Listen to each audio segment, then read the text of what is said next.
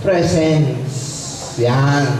Sana maramdaman nyo ang Diyos at ang mga taong makakaramdam sa Diyos, yung kanyang presensya, kayo ay gagaling. Healing comes from experiencing God. Kung hindi nyo po mararamdaman ang Diyos, imposible po kayong gumaling. Bakit kamo? Ang gamutan pong ito ay diyusan. Wala pong magic dito. Hindi po ako albularyo. Kailangan ng iba sa akin, ako'y albularyo. Father, bulungan mo nga ako. Sabi niya, wala po akong bulong. Father, tapalan mo ako dito. Sabi ko, wala po akong pantapal. Ano gagawin ko nyo para gumaling? Ipagdadasal ko po kayo. I'm here to pray with you. Hindi ko sinasabing, I'm here to pray for you. I will pray with you. Meaning, dalawa tayong magdadasal. Dahil po, kayo pong lahat dito, you have an access to God. And this access to God, ibig sabihin, ang Diyos, pwede na rin po ninyong kausapin. Kayo mismo, pwede rin mag-pray over sa inyong sarili at sa inyong kapitbahay at sa inyong kamag-anak na gumaling din at pagagalingin din ng Diyos. As what I said earlier, I'm here to remind you. Nandito po ako para ipaalaala sa inyo that healing power of Jesus is available. Wala pong magic ang kamay, grasya ng Diyos na dumadaloy at ginagamit ko naman ang aking pagpapari. Kaya sinasabi ko, at ako'y naniniwala that healing flows from the Eucharistic celebration. Ano bang Eucharistic celebration? Ang sentro po ng celebration ito ay si Jesus at siya po ang hihipo at dadampi sa inyong mga karamdaman. Siya ang magpapaluwag ng inyong dibdib na mabibigat. Siya rin po ang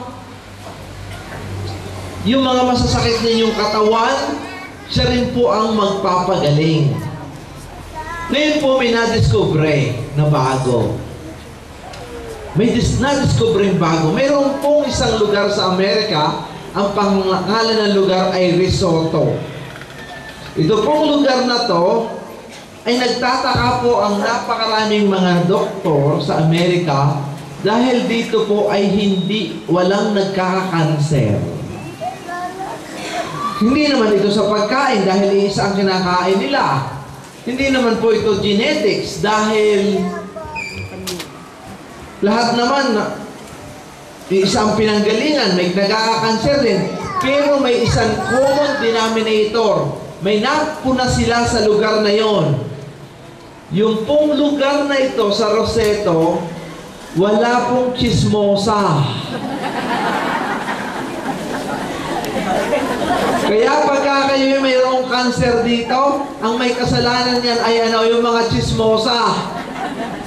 This is a true story. This yung mga taong pakialamera at salita ng salita tungkol sa sama ng iba, yan pala ay nakakapagkasakit kaya tatamaan kayo ng cancer. Opo, sa halot po yan eh. And this is a big development and discovery right now. Kaya itong lugar na ito na pinagtungkulan, gusto nyo walang karaon ng cancer? Iwasan ang chismis. Para nyo ng awa. Mahal po ang magpakimo. Wala pong bayad ang pagkichismis. Pero ang pagkikimo ay mahal. And it is a very good lesson that I've learned. Sabi ko, sa mga pagmimisahan kong lugar, sasabihin ko, kung ayaw ninyong magka-cancer ang bawat isa dito, kung ayaw ninyong tamaan kayo ng salot, huwag po kayong maging chismoso at chismosa. Huwag po kayong mga pakialamero at pakialamera. Learn how to mind your own business. At ang atin po lamang pag-usapan ay tungkol sa Diyos. Amen? Amen. At kayo po ay hindi magkakakanser. Amen. Mabuti pa ang batang ito. Amen and amen. O, palakpakan daw natin ang Diyos. Sabi ng bata. O, nagpapabless na agad. So, it is so good to know that this place exists. Noon po ako'y dumadaan lang dyan.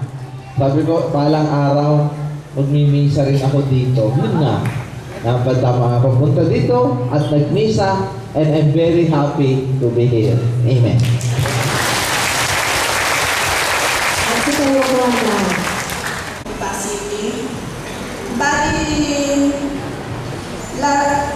Last year po, na-diagnose ako na may follicular lymphoma, stage 2. Bali, nag-undergo po ako ng chemotherapy, naka-8 cycle na po ako.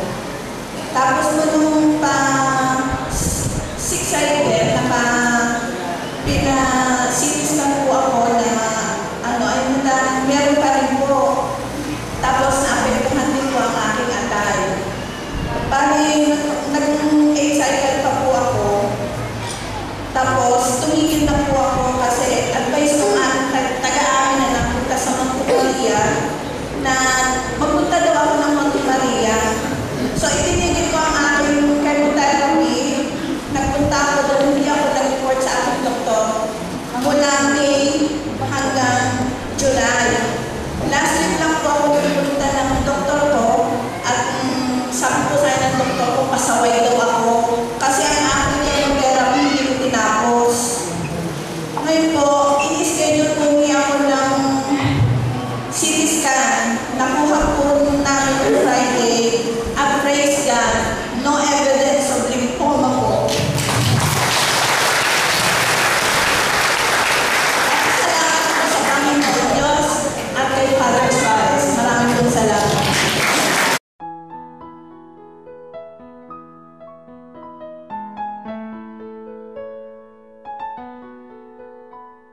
Ang sinumang sa akin mananahan ay pinagkalooban ng Diyos na mapagbigay ng isang hilimas ni Father Suarez. At ang pangalawa po, kaya ako pinagpupulit at papasalamat sa Diyos. Ako po ay isang cancer patient, breast cancer stage 4. Marami na po beses ako pumunta sa Monte Maria hanggang sa nag-volunteer na po ako maging servant doon. Hindi po naging hadlang ang aking pagiging cancer patient para tumigil sa pagsiserve sa Monte Maria na ngayon ay nasa Amoyo, Cavite na. Marami po ang nagtataka bakit ang lakas-lakas ko despite of my being stage 4. Ako po ay hindi basta stage 4 lamang. May tatlo po akong komplikasyon. Komplikasyon sa atay, komplikasyon sa lungs, at dito po sa kanang bahagi ng aking arm ay affected din po ang aking buto. Dahil po sa sobrang faith ko kay God, hindi po ako nanlupaypay, lalo hindi ako nanghina, bagkus lumakas ang faith ko. Dahil tandang-tanda ko, when I first told him to Father Suarez sa Monte Maria pa sa Batangas City, ang sabi po niya sa akin, sabi ko, Father, I was diagnosed with breast cancer. Suwabing-suwabing ang sagot niya sa akin, di bale, gagaling ka naman eh. Pinanghawakan ko po yun. Kaya hindi po ako nanlambot sa aking sakit. Hindi talaga ako nag-alala. Marami ang nawi-witness ko. Sobra daw lakas ng loob ko. At hindi ako na-depress. Sa kabila ng lahat ako ay isang ulinang lubos. Isang matagal na dalaga. At nag-aalaga po lamang sa akin ang mga hipag ko, mga pamangkin ko. At ngayon po'y nakatira ko sa bahay ko at kasama ko yun ng aking kasambahay. At tuloy-tuloy pa rin po ang pagsiserve ko basta hindi po conflict sa aking chemo. At last Tuesday lang po, nung po yung magandang itong aming healing mass na ito, meron na po akong gift talaga nung pa lang kasi nag-fall po siya sa birthday ko. Kaya napakaganda pa birthday po yun sa akin ni Lord. Pagkatapos po, habang papalapit ang birthday ko, the blessings are falling. Kasi po, isa pong friend of mine ang nagkaloob sa akin ng isa pong major na